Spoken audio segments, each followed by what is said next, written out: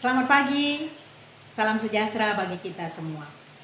Sungguh suatu kebahagiaan apabila kita dipenuhi dengan damai sejahtera dan sukacita yang dari Roh Kudus menjalani aktivitas kita. Bersama saya Evangelis Agnes Yagian, kita akan mengawali pagi yang indah ini dengan belajar kebenaran firman Tuhan. Tapi sebelumnya, mari kita berdoa. Puji dan syukur kami panjatkan kehadirat-Mu, ya Allah, Tuhan kami yang Maha Kudus. Pimpinlah kami untuk belajar kebenaran firman Tuhan dan memeliharanya di dalam hati kami. Amin. Jemaat Bapak Ibu yang dikasihi Kristus, firman Tuhan hari ini sebagai ayat renungan kita diambil dari kitab 1 Yohanes pasal 3 ayat 17. Dikatakan, barang siapa mempunyai harta duniawi dan melihat saudaranya menderita kekurangan, tetapi menutup pintu hatinya terhadap saudaranya itu, bagaimanakah kasih Allah dapat tetap di dalam dirinya? Demikian firman Tuhan. Saudaraku, apa perbedaan antara simpati dan empati? Simpati ketika saudaranya itu sedang dalam masalah atau sedang terpuruk, maka dia hanya bisa mengucapkan kata-kata penguatan dan menyuruh agar tetap bersabar, tanpa ada tindakan untuk membantu saudaranya tersebut.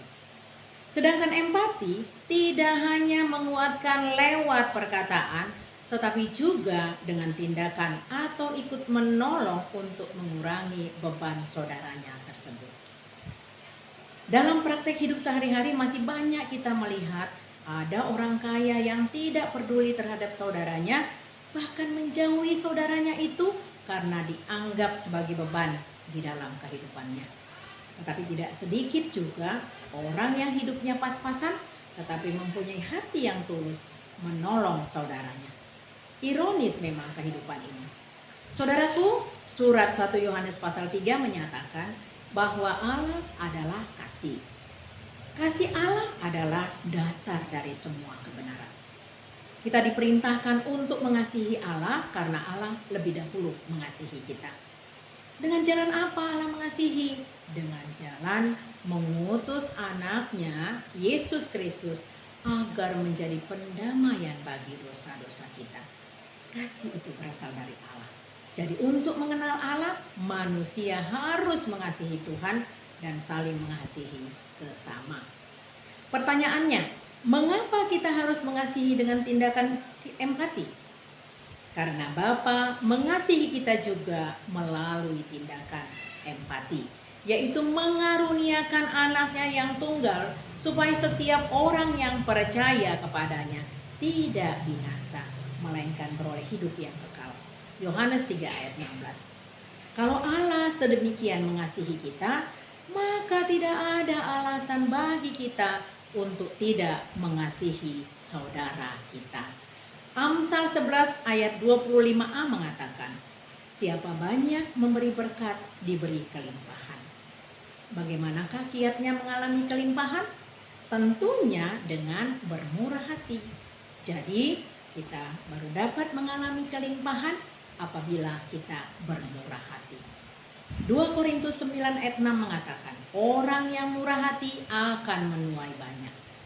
Bapak Ibu jemaat yang dikasihi Kristus, perumpamaan tentang orang kaya yang bodoh bisa menjadi referensi kita untuk tidak lagi melakukan perbuatan yang sia-sia seperti itu tanpa menuai hasil bagi orang banyak. Ia hanya memikirkan dirinya sendiri, dikuburkan bersama harta yang ditimbunnya sendiri. Saudaraku jemaat yang dikasihi Kristus, pandemi COVID-19 ini membawa kita kepada pemahaman yang sebenarnya tentang kasih. Banyak saudara kita yang berdampak dalam pekerjaan dan kesulitan ekonomi keluarga. Apakah kita mau menolong atau hanya menjadi penonton tanpa reaksi dari diri kita untuk berempati kepada saudara kita tersebut? Kita jangan kehilangan momen untuk mengasihi. Dengan kasih agape, tindakan yang sederhana pun menjadi sesuatu yang sangat berarti. Mari gereja, komunitas orang percaya, jemaat kita bergandeng tangan, ikut merealisasikan kasih agape tersebut dengan tindakan yang berempati. Sebab kita tidak tahu sampai kapan pandemi COVID-19 ini akan berakhir. Yang pasti, kasih akan terus dilakukan dengan sukacita. Sebab Tuhan Yesus mengajarkan kita menempatkan kasih sebagai prioritas utama dalam kehidupan kita. Lebih baik kasih dengan tindakan daripada perkataan manis. Amin. Mari kita berdoa. Terima kasih Bapa, firman Tuhan sudah disampaikan. Kiranya kami banyak belajar bagaimana Allah yang kasih merealisasikan kasih itu juga di dalam kehidupan kami, tindakan kami kepada saudara-saudara kami, agar hidup kami berkenan di hadapan Tuhan. Di dalam nama anak-Mu Tuhan Yesus Kristus kami berdoa. Amin. Kasih karunia dari Tuhan Yesus Kristus, kasih dari Allah Bapa dan persekutuan dari Roh Kudus, itulah yang menyertai kita hari ini sampai selama-lamanya. Amin. Selamat beraktivitas. Tuhan Yesus memberkati.